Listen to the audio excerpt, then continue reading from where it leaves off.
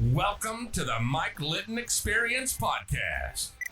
Mike has over 31 years experience in real estate, finance, and investing. He's passionate about being a father, a teacher, a realtor, an investor, and a leader. Everyone has a story, and our passion is to help them tell it. And now, introducing the host of the Mike Litton Experience, Mike Litton. So what can you expect from the Mike Litton Experience? You can expect stories that will inspire, motivate, advice that will sharpen your focus, and expert information on real estate, finance, and market conditions. Rebecca Monge, thank you so much for being our guest on the Mike Litton Experience. I'm super excited for our time together. I loved having you at that demo the other day. It was great to have you there. And it was, by the way, you brought a lot of energy and I really appreciate it. Like we talked about before we hit record, everybody has a story and our passion is to help them tell it. And so what we'd like to do is start with where you were born, go up to today, and we want to talk about what you're doing to help people with their real estate needs. Thanks again for being here. Thanks for having me. And it was fun being in there. It was really eye-opening. That's cool. I'm so glad you were there. You really brought a lot of energy and I appreciate it. It was a lot of energy in that room. There was. It was really cool. For those people that don't know what I'm talking about, there's an interview coming out where we interviewed Jeannie Berlowski, and we did it in front of a group of 12 people. And this whole thing started out with an agent that used to work with us at our former real estate brokerage, reached out and she's starting a podcast. And she said, I'd like to be a fly on the wall and just sit and watch you do a podcast interview. Well, that one person that was going to be a guest or a fly on the wall turned into 12, right? And so we ended up attracting a crowd, right? So we ended up with a group of people and it was really cool. It was my first time doing it, where I'm doing it in front of a live audience type thing. And I just absolutely loved the energy. I walked out of there walking on air, and you guys were a big part of that reason. So I really appreciate it. So where were you born? Right here in San Diego, You're a native. California. Yeah. So you grew up here? You lived here all your life? Yes. Okay. Where in San Diego? I was born in Sharp Hospital in Claremont Mesa. Okay. And I grew up in Claremont Mesa. I have lived in all over San Diego. So you grew up in Claremont Mesa area? Yes. What was your favorite thing about growing up there? It was beautiful every day. Yeah. I could go to the beach every day and play in the street every day. I grew up on a cul-de-sac and just a huge group of kids and, I used to throw carnivals in my backyard and the other kids would come in the backyard. So it was just kind of an old-fashioned way to grow up. Great way to grow up. That's cool. So growing up, who was the most influential person to you? My mom, for sure. My mom. Do you mind telling us why? My mom was like Mensa brilliant. People would meet my mom and say, your mom is so smart, she's scary. And that's how my mom was. She was just brilliant and just a good person. And she worked hard her whole life. She was amazing. I feel really lucky. You learned a lot from her. Yeah. That's cool. And funny, she was a realtor when I was a kid. Really? So, how yeah. Cool. Even though she passed away and never saw me be a realtor, but I was in her real estate office a lot when I was little. Yeah. Cool memories. That's awesome. So in high school, did you have a favorite subject? Oh, English literature. Why? And I loved history as well, but I love reading. I grew up reading constantly. I still read constantly. And, I have all my favorite stories in my head. Mm-hmm. Uh-oh, we have 4 dogs. Sounds like my son's walking in the door. So I grew up with all the world's greatest stories in my head. Mm-hmm. And so I love reading today. That's my favorite thing to do. That's awesome. In high school, adventures. Yeah. In high school, did you have a favorite subject? Or favorite teacher? Pardon me, a favorite teacher? Well, my favorite teachers were connected to my favorite subject. David Michael Brown was my English teacher. and he was astounding. And David Newell was a different English teacher. And then I'd say John Houston, my history teacher. It's kind of hard, but I would say David Brown, my favorite teacher, and he taught English. Isn't it amazing how teachers have an impact on us? Huge. You never And forget, I feel right? like I had a lot of great teachers. Yeah. Yeah. So what high school did you go to? I went to Christian High School in San Diego. Cool. After you graduated, where did you go? I'm a little odd. I'm a little hyper and weird. I actually became a taxi driver for 5 years out of high school. And I kind of just bounced around. I'm kind of hyperactive and strange, but so I drove a taxi here in San Diego for 5 years. And then I was constantly reading like usual. And I read Mark Twain's Travels Abroad. Mm-hmm. And I'm like, I'm going to do that. And I sold everything I owned and I took off to Europe with a backpack. And so I kept doing that. Every time I'd run out of money, I'd come home and go back into the taxi cab because it was something really easy to just jump back in and you could work as many hours as you want to make money when you needed it. And you didn't have to work when you didn't need the money. And I would go back. What was your favorite thing about driving a cab? What made you decide to do it? Well, I was a waitress. When I, first got my first job, I was a waitress. Mm-hmm. And a guy used to come into the restaurant all the time. And he told me he was just making a fortune driving a taxi cab. You should be a cab driver. And I do love driving. And so I tried it. And I was actually the only girl who drove at night in San Diego and that was 1984. Yeah. And so I was 19 and I drove a silver Cadillac and I drove all the time. And it was, I'm hyperactive. So I stay up long hours. And so I could just drive day and night and drive people around. And you met fantastic people all the time. That had to have been an adventure. Yeah. I had a lot of adventures.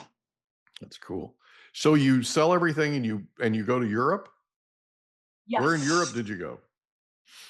The first time I went to London and then took a train to Scotland and then went into Ireland and backpacked around there and set up tents all over Sligo and all over Ireland and eventually shot through France and ran out of money in Spain on a beach and then went back home and, drove the taxi cab. And How long I did did that. You drive the taxi cab the second stint? Well, I drove taxi from 84 to 89. Right. And so, I would go and maybe be in Europe like a month, 2 months, when I run out, come back. But I mean, I would have like $5,000 completely. You know what I mean? Mm. So it's not like I was going with 100,000. Oh, I got you. Yeah. So the second time, how long were you driving a cab? I don't know it like that. Oh, it's okay. You know what I mean? I know it from 84 to 89. I mean, I went to Europe for a couple months. I came back. I'd save money. Was that was during that 5 years? Yes. Oh, I was thinking you were there. You did it for 5 years and then I got you. Oh, no. Okay. No. It was all in the middle. I would keep leaving and coming back and leaving and coming back. So after that 5-year stint driving a cab and traveling around the world, it sounds like you went to a few places. Yeah, I went to a lot of places. I love to travel. A friend of mine, I used to go to the Del Mar Fair, which they now call the San Diego Fair. Right. And my friend Cindy sold Brazilian hammocks and hanging chairs. And every time I would go see her, she would tell me she was worried about me driving a cab. She didn't want me driving a cab. She said, come work for me. You'll be a great salesperson. And, I wasn't interested. Then something bad happened to a cab driver in 1989 when I was a cab driver, and it scared me. Yeah. And then I saw my friend Cindy, and she's like, come work for me. Yeah. And so I went to work for her at the fair. How was that? So that's kind of long hours, right? Isn't it? Oh, yeah. How long? That's how long perfect for me. Yeah. Oh, really? Okay. Yeah. You could work 12 to 15 hours a day because you have to be there to set up. the fairs open at least 12 hours Yeah. and you break down. And I worked at fairs for 17 years. Wow. So not just the Del Mar Fair or just the Del Mar Fair? Oh, no. All of the fairs and home shows. I started working for Cindy, and I did fairs in Santa Rosa and Wow. Petaluma and Arizona. And I would drive a truck, and hers, because selling him, you had to build an entire booth, Yeah. like, with lumber and screws and drills to be able to hold the weight of multiple people. Right. And so I would show up in a town with this big truck and build this thing and sell hammocks. And I got to be kind of known at the fairs and home shows because I'm kind of high energy. And I ended up working for lots of people. So I would work for multiple companies during the year at different shows. Some people would have me go to Hawaii and work at a big show there, selling something. And then I worked for a Japanese company for a while where I went to Missouri and Kansas and Texas. And for those, they would ship the product. I would fly in, And so I did that for years and years until the last 8 years. I worked for a big cookware company. So when you worked for the cookware company, did that bring you off the road? Were you not? Okay. No, all through that time, I continued to constantly travel. Gotcha. That's the beauty of working at the fair. There's season. You're going all the time. Yeah. Well, we had spring home shows. You had summer fairs. You had fall home shows. But so we could go to Europe and we could go anywhere in between. Wow. And I ended up meeting my husband and we got married. And right after that, we were doing a home show in San Jose. Was it in San Jose, Northern California? And the man who owns the cookware company saw us and recruited us. And we ended up becoming like his top sales team for quite a while. And then we ended up training his West Coast salespeople. Wow. And it was fantastic. That's cool. So for 8 years you did that? So what did you do after that? Well, that's kind of funny. I had my first son when I was 39 because I was never, I was like, oh, I'm never going to have kids. And then I had my son when I was 39 and we made really good money and thought we're never going to stop. And I thought, oh, I'll take a nanny on the road. No. After I had my son, I went back on the road for like 3 days, but I couldn't stand the thought of somebody touching my son. And that was exactly at the time. It was he was born January 2005. It was exactly at the time when, if you remember the famous case where a nanny in New York shook a baby and the baby passed away. And this is all I could think of. And I ended up quitting my job, which no one expected. And that kind of changed our life completely. So you quit your job and you come back to San Diego. Oh, yeah. Right. We had a house in San Diego and we had a house in Oceanside. So we lived here. And and I stayed home with my son. And something else kind of funny happened. When you have your first baby, the sun shines down. Oh, this is the most perfect child in the world. Yeah. When Keenan was about a year old, I read this article that said when you give a child a sibling, you give them the longest relationship of their life. You as a parent, you're going to pass away. They might not meet a spouse till they're 25 or 30 years old. So this sibling is like the greatest gift that you can give a child. They have somebody there their whole life. And I became obsessed. Keenan's going to be alone. I had him when I was 39. So now I'm like 40. And I'm like, Keenan has to have a sibling. And of course, we're trying. Anyway, it all goes out the door. And my doctor's like, you're 41. We have to do something. And so we tried in vitro and we tried 4 times with 1 egg and it failed. And we were paying cash. And finally we said, this is the last time. It's a lot of shots and stuff.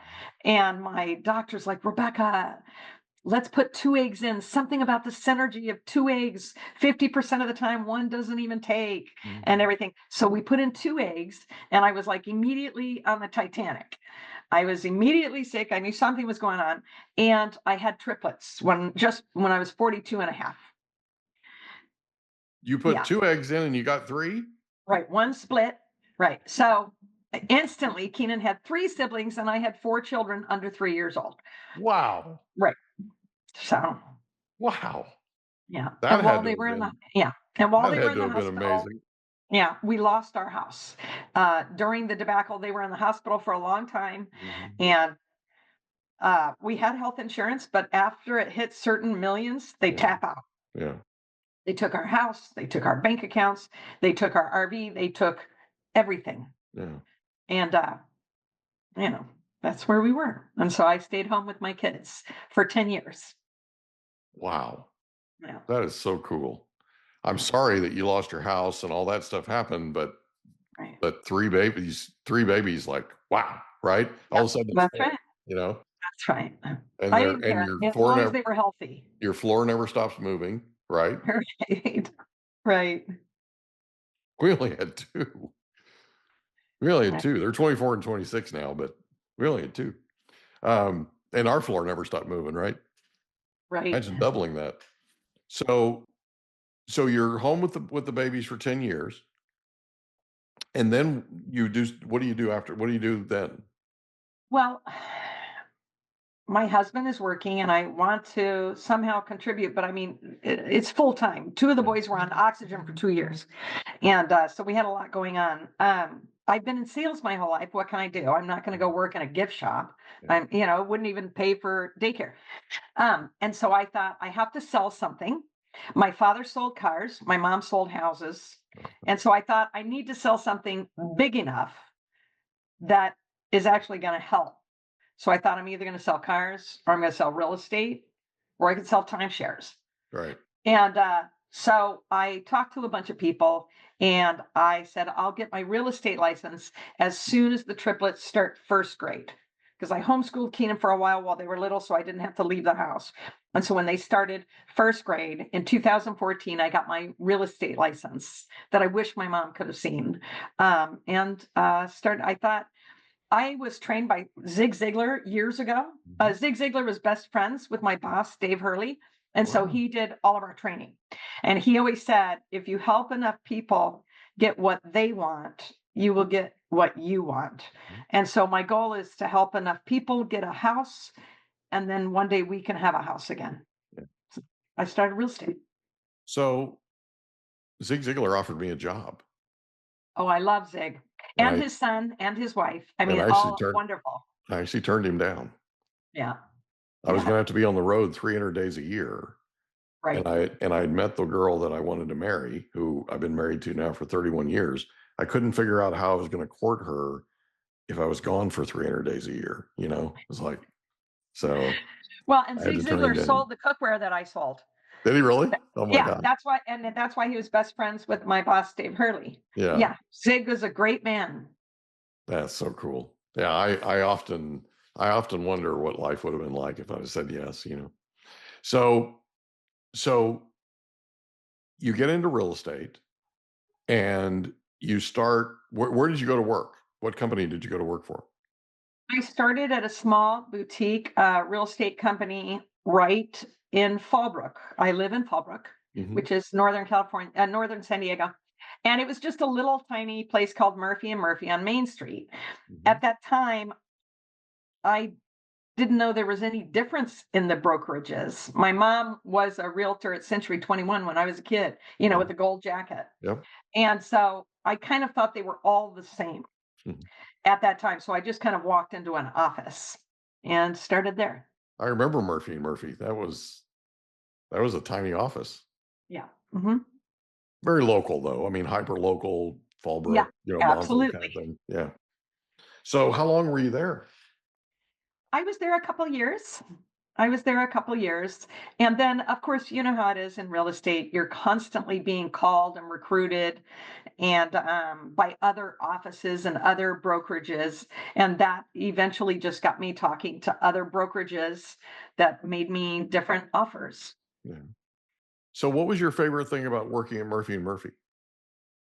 I loved their location. I loved that it was close to my home. Um, and I loved that it was the kind of location where locals could just walk in, where people could just walk in and ask you questions, which is what I remember from my mom's Century 21 office when I was a kid, is Yeah. people would just walk in and talk to you and ask questions. It was a great location they had. It really was. Fantastic. Yeah, Hmm. and there was tons of traffic and all that, you know. Hmm. So you leave Murphy and Murphy, where do you go? I went to Harcourts, Okay.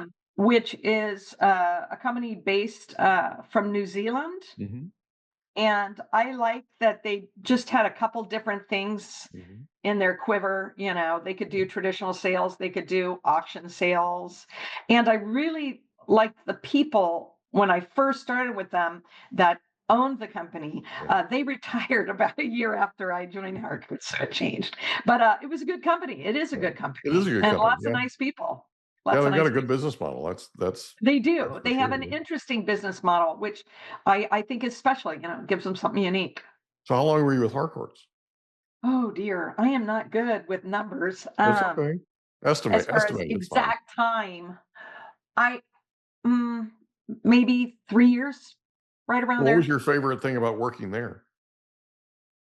Well, I loved the training and I loved the people. You Mm-hmm. know, I liked all the people at Harcourts.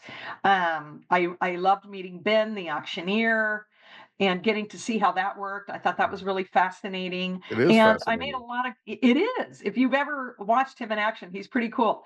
And I met really good friends like Shane Stevenson and Alicia Tankersley and Kirsten Farella. And I feel like I met really good people there and made great long-term connections. That's cool. So where'd you go after Harcourts? That's where I am now. I'm with Professional Realty Services with Bill Richard, Mm-hmm. and he's like on the same wavelength as us. Big fan of Bill's. He's a Big fan. wonderful man. Yeah. Um, One of the we best. have a lot of belief system in common, Mm-hmm. and he's the president of NSDCAR. Mm-hmm. He answers his phone 7 days a week. Yes, he I don't does. feel like there's anything that we can throw at Bill that he has not heard, even though we've done it. And he always goes, "Where do you get these people?" But Yeah. I mean, we're always coming up, you know, there's a lot that happens in real estate. Yes. We tell our clients there are going to be landmines and we don't know until we step on it, but we will handle it. And Bill, he's got it. He's very supportive. Yeah, it's the way And he's JW built. Webb that owns the company is great because it is a privately owned, smaller company, you know, that's basically up and down the West Coast. Right. Yeah. Yeah. No, I totally agree. I'm a big Bill Richards fan. So what's your favorite thing about working there? Probably Bill and Jan, that's his wife. Mhm. Just the support that we get from them is amazing. I am not a person that goes into the office ever. I work out of my home with my kids, and I work in people's homes. You know, I mostly go to people's houses. Very rarely does a client want to go to the office, but I just like the support. I know that they are there no matter what I need. Yeah. And my business partner, Alicia, you know, she's like the greatest thing since sliced bread. So, That's pretty cool.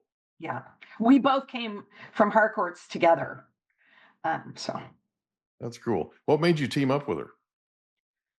personality, I had a business partner before, and because my brain works like this, you know what I Mhm. mean? And you know, there's tons and tons of paperwork and contracts that come with real estate, and they're always adding more layers. Never Uh, changes. yeah, it's constantly changing. And you need a detail person, and I am not a detail person. And I was Neither. right. And I was teamed up with a detail person before, and she was great. But she actually was a chef before, and she went back to catering. Yeah. So I was working on my own. And my broker said, you know, you worked so great when you had a partner, you ought to team up with somebody. And I was like, well, there's not many people here I would team up. I said, I would team up with Alicia Tankersley. Mhm. And that's how we started talking. And honestly, it's like a match made in heaven. We are complete opposites. We'll walk into a house and I'm like, we can sell this house. It's beautiful. I love it. Oh, look, we have the same dog. We leave and she's like, did you notice the rain gutters? I'm like, the house had rain gutters? She notices stuff I do not notice. I notice things she does not notice. Mhm. And so nothing really falls through the cracks. So you complement each other. We're total opposites. You know what I mean? Reading through the contracts, reading through the disclosures. I mean, we both read the disclosures, but Mhm. I mean, the way she goes through things, I just feel like there's all kinds of things that I would miss for our clients if I didn't have Alicia. That's So cool. So, match made in heaven. match made in heaven. Okay. So here's a question for you. You are really happy selling real estate, I can tell. Yeah. Right? Mhm. Why? Why does selling real estate make you happy? I think it's the same reason that I liked working as a cab driver and the same reason I loved working at the fair because of the people I meet. Yeah. Yes, we meet jerks sometimes, but a lot of our clients are like fantastic. Most of my clients become my friends. Um, I have really deep relationships with a lot of my clients. Mhm. We've helped young couples buy their first home. We have helped older people sell a home they've had 30, 40 years and transition into residential care. So, and we help people, move from a house that they've worked really hard and now they're finally going to get their dream home. Right. So it's always about the people, and everybody, like you say, has a different story. I am showing property after this to a surgeon and his wife, Mhm. and they are like the kindest, nicest people that you have ever met. I mean, two of my triplets were with me at a showing with them, and they're like, "Do you guys want to go to a pool party here?" I mean, they're just nice people. Yeah. I've had clients take me on vacation. Weirdly, I know it sounds weird, but I've had clients that they come to my Easter egg hunt, that clients that come to my kids' birthday parties, clients that come to our Christmas cookie making party. You know what I mean? I mean, they really become really good, close friends. That doesn't So, surprise me. I've met you, remember? That yeah. doesn't surprise me. So, here's a question for you. Simply because I'm a big believer in differentiation. You know this from the demo that we did. If I'm a client and I'm watching this or listening to this and I'm thinking about buying a house, why would I use you? What is it about you and Alicia that differentiates you from the rest of the realtor population? Well, we answer our phone. So that's a big difference That's a big all the plus. time. Um, I think it's because you get two heads for the price of one. I think Yeah. that's a big difference. But it's not a big team where you're lost and talking to 12 people and you don't know what's going on. Right. Alicia and I are both always on top of everything, and we see things from two different points of view. Mhm. Like if we're listing somebody's home, we don't talk to each other and we both look at comps separately to see if we agree or where we should meet. I think that we care more about our customers, our clients. Even if we're not best friends, which we don't have to be, we care more about them Mhm. and finding them what they want. We're on their timeline. It doesn't matter if it's 3 days or a year and a half. We're really, really good at writing winning offers. Mhm. And, I've had buyers where we've gone all the way through the process and then something goes wrong. And I say, fine, we'll cancel and find something else. Mhm. And my clients have said, wow, uh, because I'm like, that's okay. Let's go look at more. It doesn't Mhm. matter because I'm all about finding you the right home, not selling. I mean, I've had clients where I've talked them out of buying a more expensive home into getting the right home. Mhm. So I feel like, our customers, our clients, our friends know that we put them first, Yeah. you know. Okay, same question, but what if I'm a seller and I'm listening to this or I'm watching this? What differentiates you and Alicia? Why would I hire you to sell my home? I would say we work tirelessly. We go above and beyond. All of our sellers will tell you that we go above and beyond. Um, Everybody says, oh, everybody does professional photography. We know that's not true. You look at bad, dark cell phone pictures all the time. We've got the top photographer. We also do drone shots. We do 3-dimensional tours. We do full video walkthroughs. I do private showings. I go to every broker caravan there is pitching the house. I don't put a combo lockbox on the house and cross my fingers and walk away. We don't do that. I mean, we are heavily, heavily investing in them and their home and marketing it to the best light. And we're honest. We tell people the good stuff and the bad stuff. We tell them the hard stuff. And again, with two of us, nothing falls through the cracks. And we talk to them about what is it they really want. Where do you want to be? When do you need to be there? What is the end goal? And, what can we negotiate that you need beyond the price? I mean, there's a lot of things beyond price that people need or want. And we are all about getting people, the price they want, obviously, but the terms they want and the timelines and everything like that.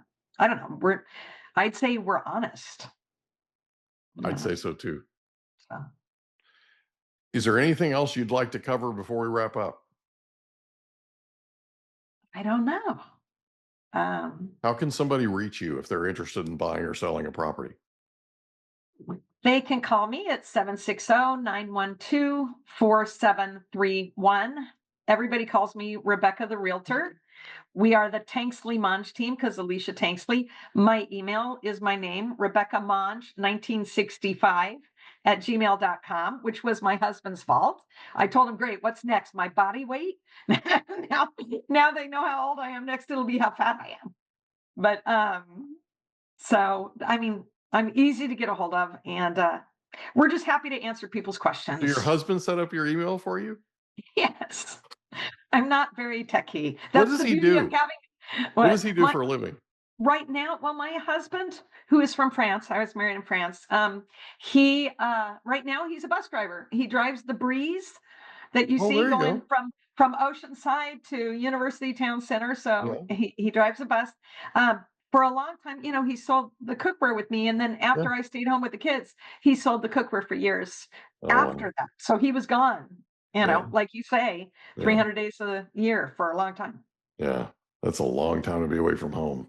But I'm like, you don't put your birth year or your body weight on women's stuff, but it's too late now. When I was 6 years old, I asked a lady I asked my grandma in front of this lady how old she was. And next thing I knew, I was picking myself up off the floor. Never. I saw stars, the whole thing, because my mother hit me upside the head. Wow. I'll never ask a woman, no matter who they are, ever. Right? I'm 58 years old now. That was like 50 plus years ago, right? Yeah, I'll never ask a woman her age ever. So I've learned my lesson, right? So do me a favor. Repeat your cell phone number real quick so that they can, and then also your email so that people can take it down. My cell phone is 760-912-4731. Perfect. And my email is my name, Rebecca Monge, 1965 @gmail.com. And I will tell you that we work in all of San Diego. Yeah. We also work in South Riverside, South Orange County, just because we're right here kind of on the border. And we've sold homes all the way up to Paris and Lake Elsinore and Temecula, all the way up to Dana Point and Laguna Niguel. We kind of El Cajon, Chula Vista. So we're kind of like in this perfect spot. Yeah. When you work by referral, like you guys do, that's all we work by. Yeah. You go wherever you get referred, right? I mean, it's, and I learned that as my business evolved over the years, because I was hyper local in Escondido, right? And then it just went, That's where my kids go to school, Escondido. Really? What school? The triplets go to Classical Academy High School. Cool. Yeah, it's a So great school. my kids went to charter, Escondido Oh, Charter. okay. Yeah. So, in fact, I was on the board of directors there, and I'm still there. I'm still the voice of the football team. So when Oh, they have that their makes home sense. games, I'm the guy Right. up in the press box with the microphone doing the play-by-play.